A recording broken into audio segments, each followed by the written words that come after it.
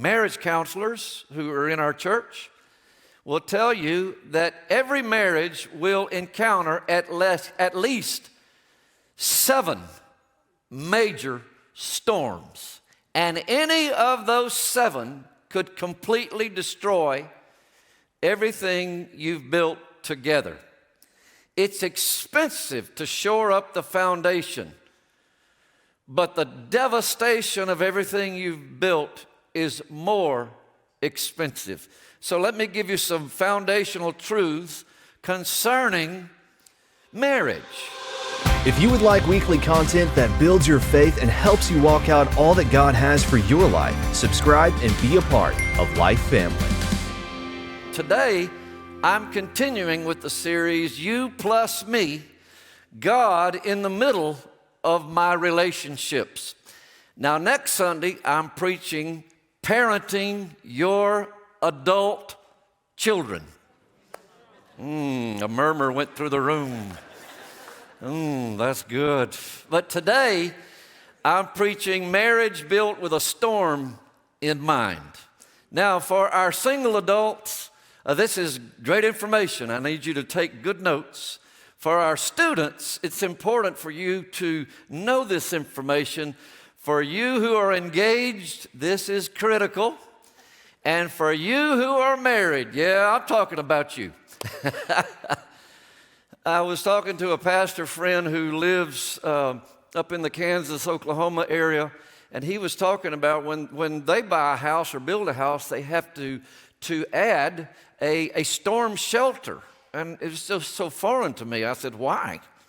He said, we live in Tornado Alley. And so we build with a storm in mind. I was talking to a pastor in Israel, a dear friend of this church, and he was talking about when they build a house or when they come into a particular neighborhood, they help build a bomb shelter, a safe space. And I said, is that expensive? He said, so expensive. And I said, well, why do you do it? He said, because we are surrounded by the enemy. We build with a storm in mind.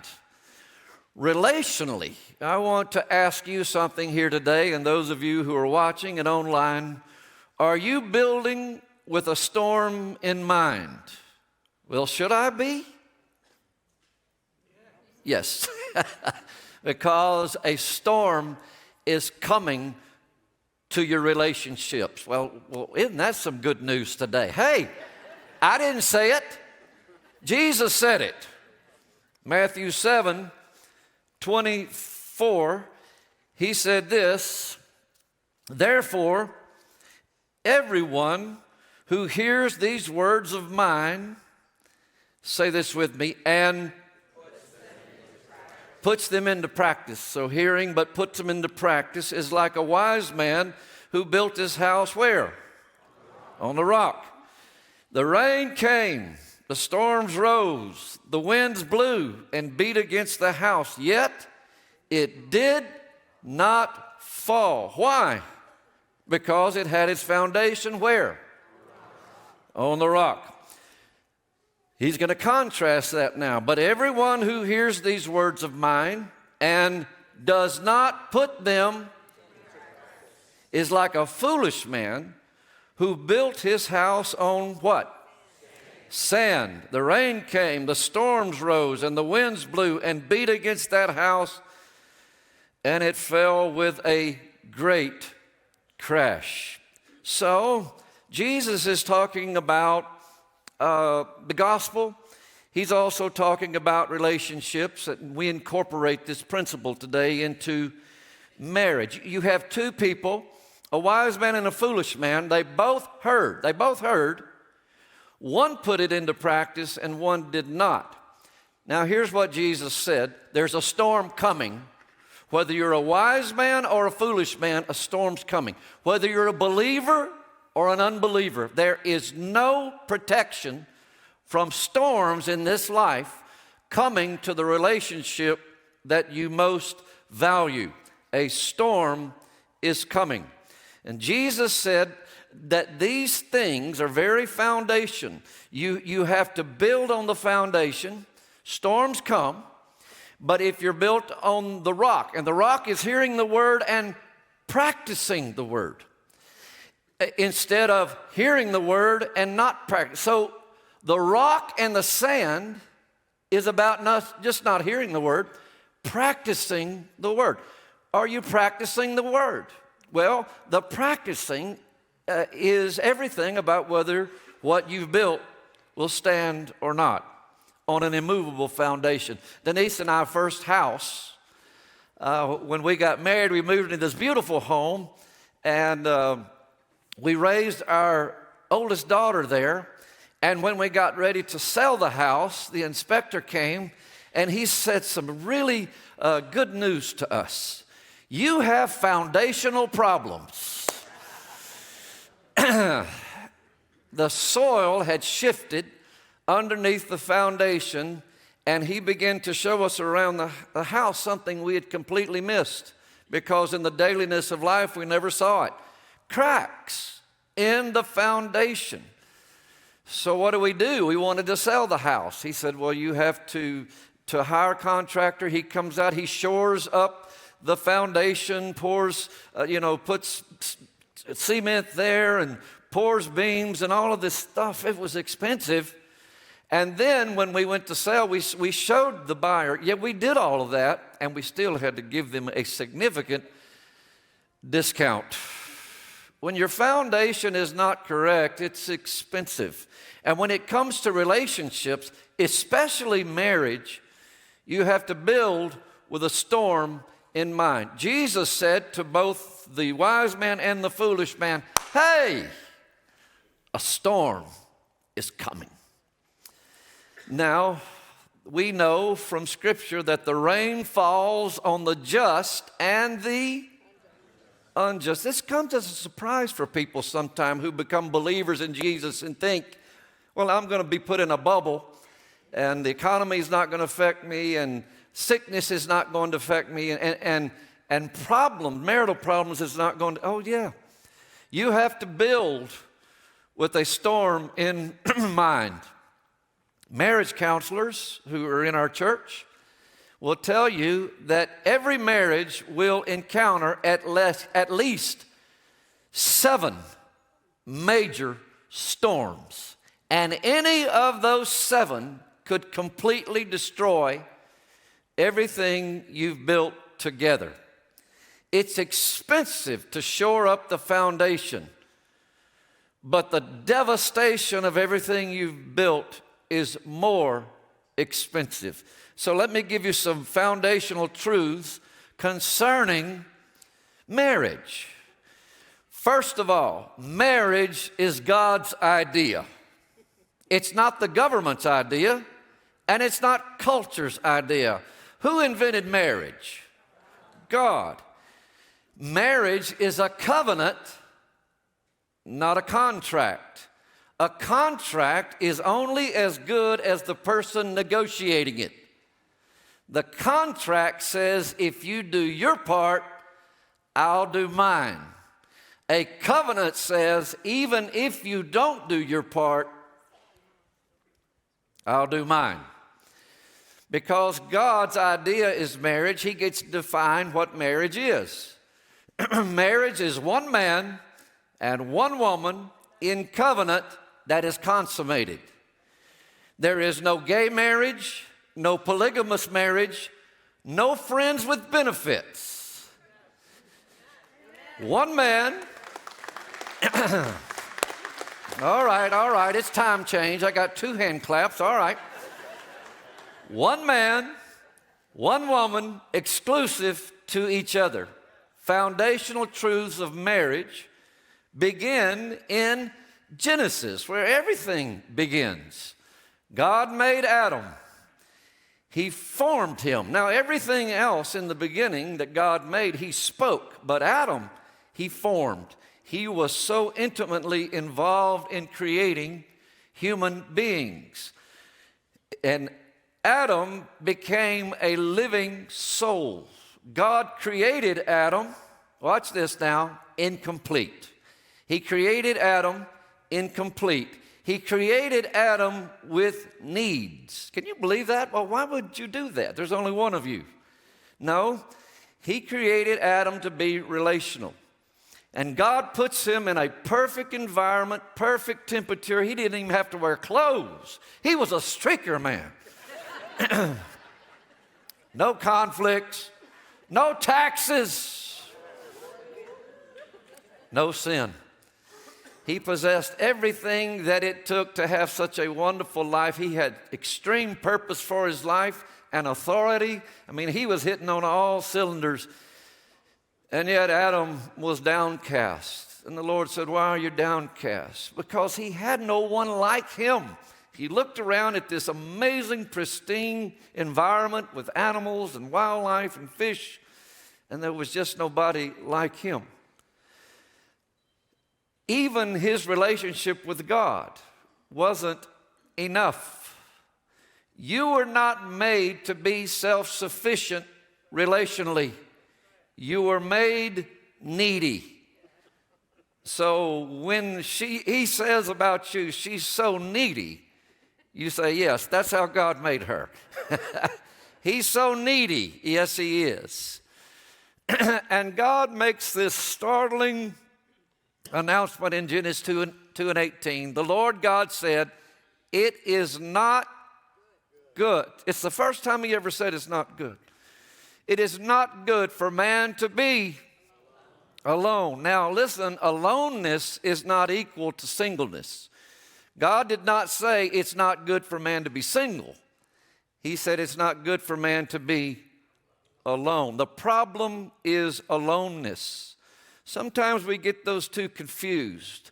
But you can be single and be very fulfilled. Jesus was single. The Apostle Paul was single. And their needs were fulfilled with other people in ministry. Jesus had a band of 12 brothers, and he had Mary, Martha, and Lazarus. He hung out at that house a lot. Aloneness is not established by marital status. Aloneness is a need in the heart that has to be fulfilled relationally. We are all relational human beings. And so God made Eve for him. I love the little boy at Life Kids. After Life Kids, the parent said to the little boy, what'd you learn today in Sunday school? And he said, I learned about Adam and Eve. And the parent said, well, what did you learn? And he said, God put Adam to sleep, took out his brains and created a woman. How many ladies know that's the truth? Where are my ladies? You know it's the truth.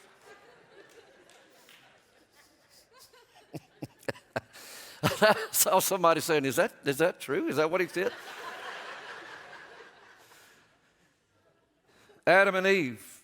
And it was a beautiful covenant dance for a lifetime. And man pursues. Man initiates with great energy. Man, when he goes after a woman, is highly focused. I mean, it's red zone. It's the goal line is right there. And I found life with my soulmate, and then we're hit with a big surprise. And the surprise is this: marriage is not the finish line, it's the starting line. Oh my goodness, because we thought we found someone, and we did all that work and planning and all of that focused in the red zone. We thought we crossed the goal line, but it's just beginning. The law of pursuit, oh, that's fun. And then once you find it and once you have settled it, the law of pursuit begins to wane. And you begin to say, okay, I checked that box. Now I'm focusing on career. And now I'm focusing on kids. And the pursuit wanes. And as the pursuit wanes, problems come in. And it is the familiarity that just takes the shine off of something that once was so pristine. And you can even become vulnerable when your work wife begins to pursue you, and a man can falsely think, well, okay, she'll be far less work than the one I have at home. And then there's that. And it's the same thing. And most of us, have fallen for a cultural myth. And it comes from a children's book of all places, 6 tragic words. And they lived happily.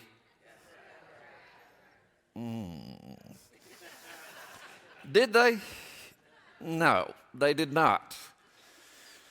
Almost immediately after the ceremony, it starts. What starts? Storms. The man gets up one day with a cup of coffee and he looks out on the horizon. Are those clouds rolling in? Those are clouds rolling in. Build your marriage with the storm in mind. Jesus said, if you hear these words and practice them, the storm will come. Oh, it's coming. But your house will stand. All right. I want you to take copious notes right now. You want us to take what? Yeah, those. Come on, take your phone out, create a note, make your grocery list, whatever you want to do. Take out a note and let's make some notes. These 6 pillars should hold up the roof of the house that you build on Christ the rock. All right, the first one is emotional intimacy. What is that? That needs to be a strong pillar. It's closeness through sharing your feelings, through thoughts and desires, verbal and nonverbal, going for a walk, going for coffee, connectedness. When there's cracks in this pillar, it begins to have foundational problems. The lack of emotional intimacy in a marriage is critical. And what would some of those cracks look like? Well, your spouse looks at their devices more than they look at you. Ooh. Hang on just a second. Let me have a drink on that.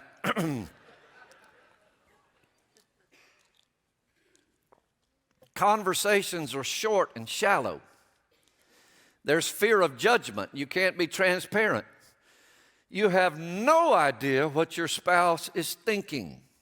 If any of those are present, the emotional pillar needs to be reinforced. How do you repair the pillar?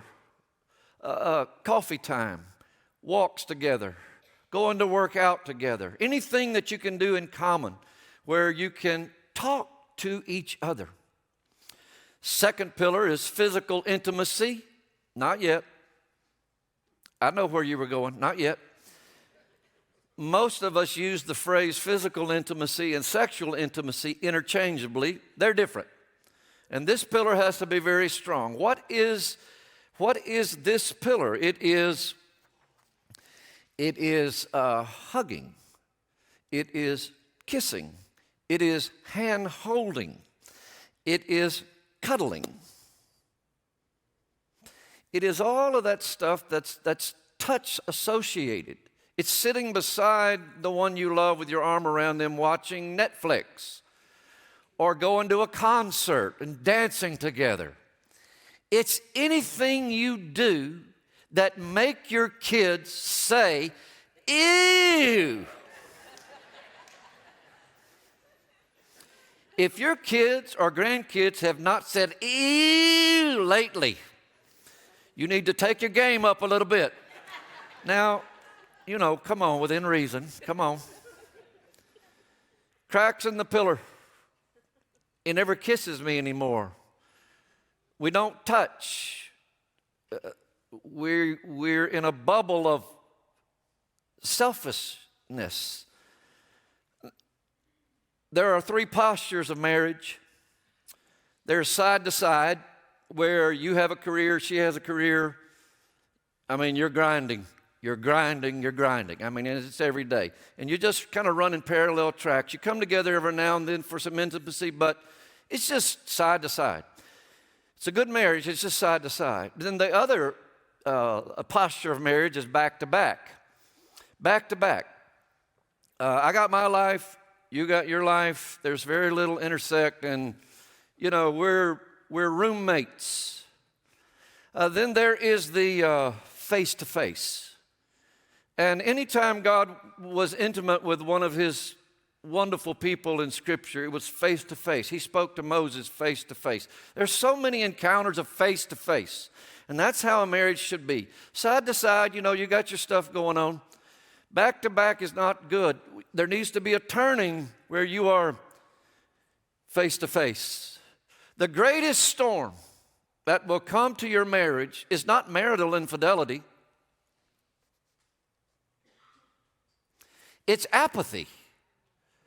I just don't care. It starts probably with resentment that leads to lack of feeling and emotion. You don't have common interest anymore. You're not concerned about them anymore. They never cross your mind. Apathy is toxic, and it will crater the house. No one suddenly wakes up one day who's married and thinks, today is the day where I will no longer be interested in my covenant. Nobody does that. It's just subtle. It's erosive. Apathy is just, it's something. So you say, no, that's not the marriage I want to have. Okay, what do? Be intentional. Everybody say intentional.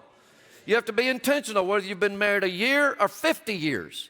Be intentional about dating your spouse again. Continue to date your wife, your husband. I love this quote. Dates got you to the place where you wanted to marry each other. And if you want to stay married, keep dating your spouse. Clap your hands, everybody. That's it. Come on. You remember how intentional you were? This is a great quote from oneextraordinarymarriage.com. This is a social media thing you can follow or a website you can go to that I have thoroughly enjoyed. I'm going to get those people here for a seminar at LifeFamily, but I have to warn you about oneextraordinarymarriage.com. It's spicy. It's very, very spicy, but it's Christian. It's just, some of you right now breaking your fingers going there with your phone. Very spicy. oneextraordinarymarriage.com.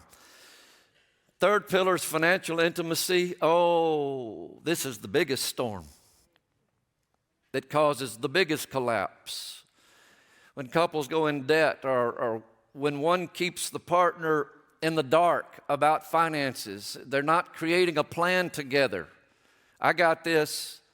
I'm smarter in this area than you are. I got it. It's just there's no transparency. Or debt. Proverbs will tell you that the borrower is servant to the lender. And some of us know that feeling. But this is more than money.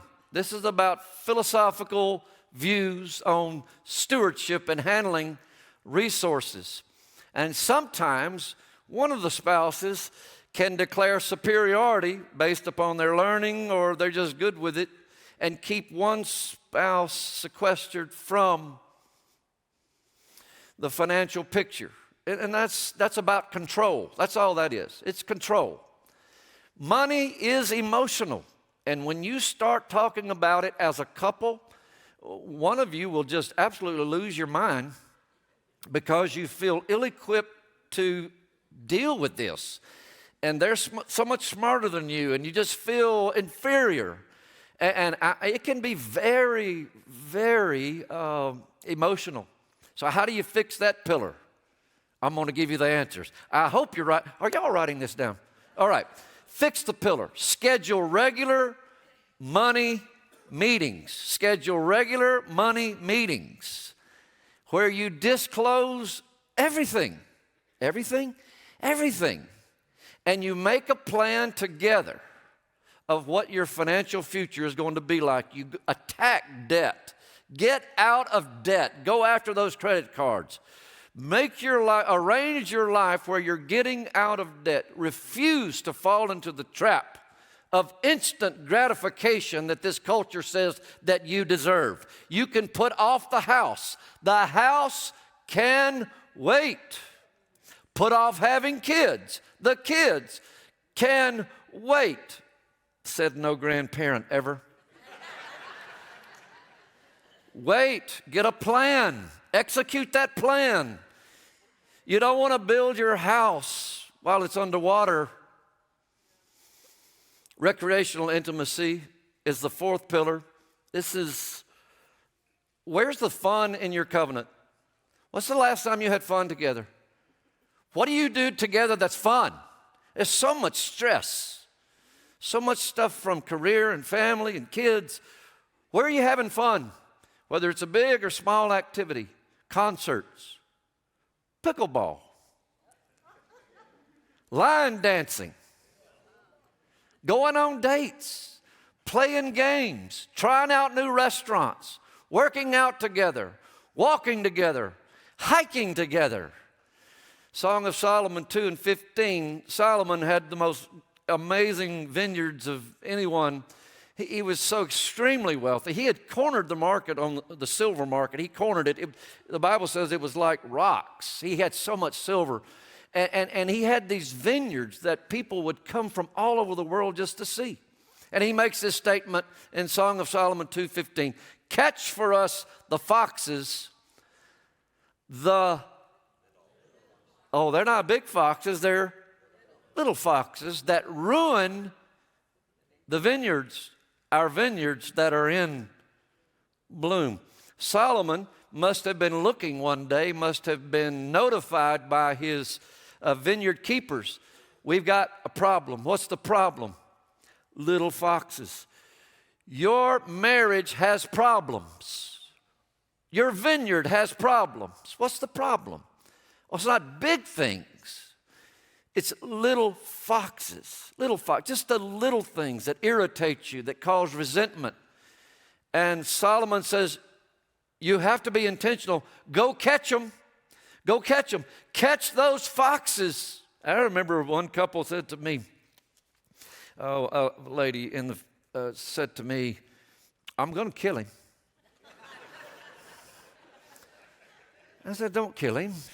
He's a good man. I said, what's the problem? Everything. But he squeezes the toothpaste in the middle. Oh, I see we have problems here. And I roll it from, and it's just, and I had this Solomon like a download of Solomon. I said, buy 2 tubes of toothpaste. And it was like the Shekinah glory of God came down, like it had never crossed her mind. Catch the foxes, the little foxes, before they ruin the vineyard. Sexual intimacy, 5th pillar. Sexual intimacy is a gift from God, going all the way back to the garden. It was for pleasure and procreation. Some generations before us discouraged it, didn't want to talk about it. Obviously, it's talked about everywhere now. But the procreation, yes. Pleasure, not so much. They just downplay the pleasure part of that. Denise and I, with our oldest daughter, she was growing and she was getting, a little girl, but she was old enough that we needed to talk to her. And so I told her as her dad, sweetheart, sex is for having babies. That's it. That's all you need to know. And you need to have a husband, because if you have a baby without a husband, it's difficult. So sex is good for having babies. And so one day my wife and I were driving somewhere, and Denise said to me about a couple in the church that had 4 kids, and they were just underwater. And Denise said to me, they are expecting a 5th child. And I said, no. And from the back of the seat, our daughter said, what are they still doing having sex?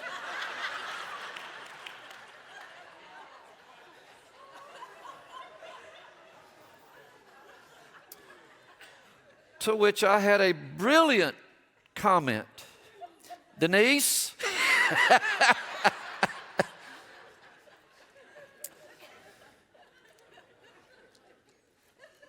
like air and water, sex is vital to a man's soul.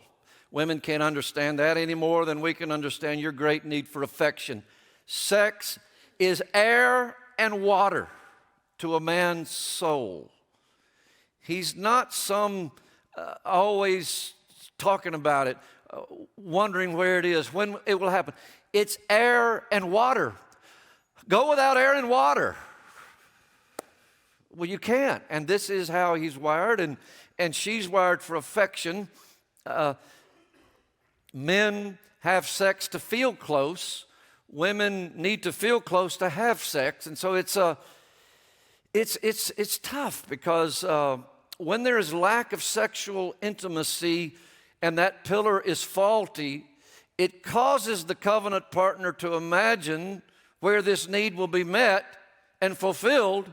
And if it's not met and fulfilled within the covenant, then he goes outside or she goes outside the covenant.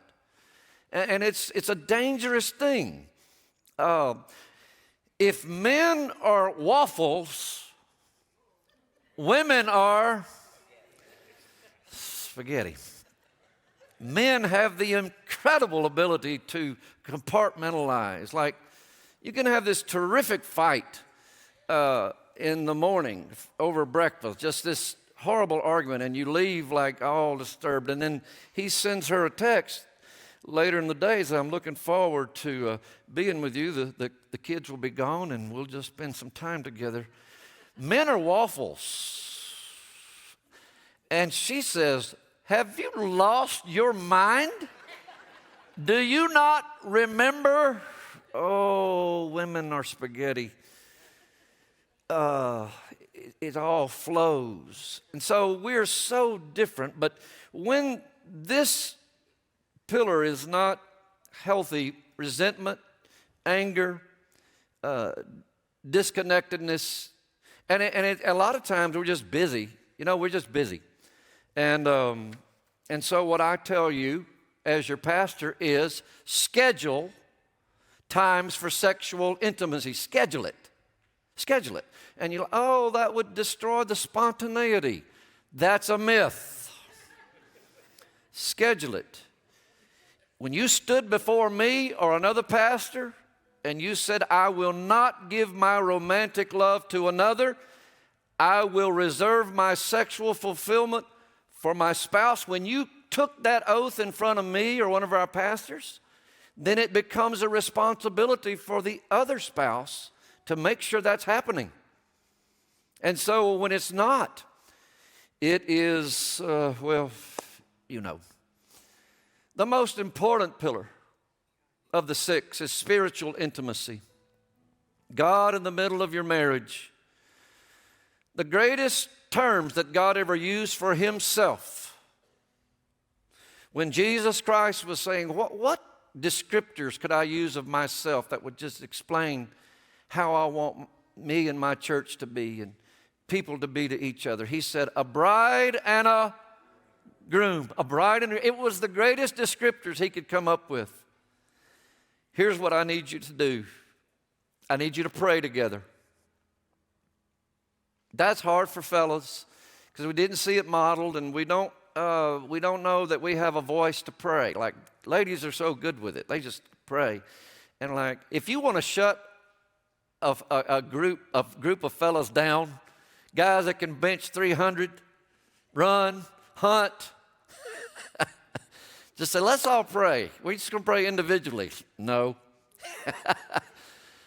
Fellas, find your voice. Find your voice. It's not the words you say, it's the fact that you want to do this. Pray with your spouse. Read a devotional together, a very short devotional in the morning or when you're together, and just say, well, what did that mean to you? What did it mean to you? And then worship together. That's at church. Church is a priority. Don't send your wife to church. Don't send your husband to church. Get to church together. Make sure Jesus is present in your language. If both are committed to Jesus as a foundation, the storms are coming, but they will not destroy the house. They will keep the house together. Here's a scripture that I have for Denise that the Lord gave me some years ago. It's in Ephesians 4:32. Fellows, I need you to adopt this as your own. Ladies, I need to adopt this as your own. Ephesians 4:32. He contrasts angry, hurting people over here, and then he says, instead, do three things. Be kind, be tender-hearted, and forgive one another. So I kind of use those three as a filter when I'm engaging my beautiful lady. And this week, we'll have been married 39 years. Our beautiful girl.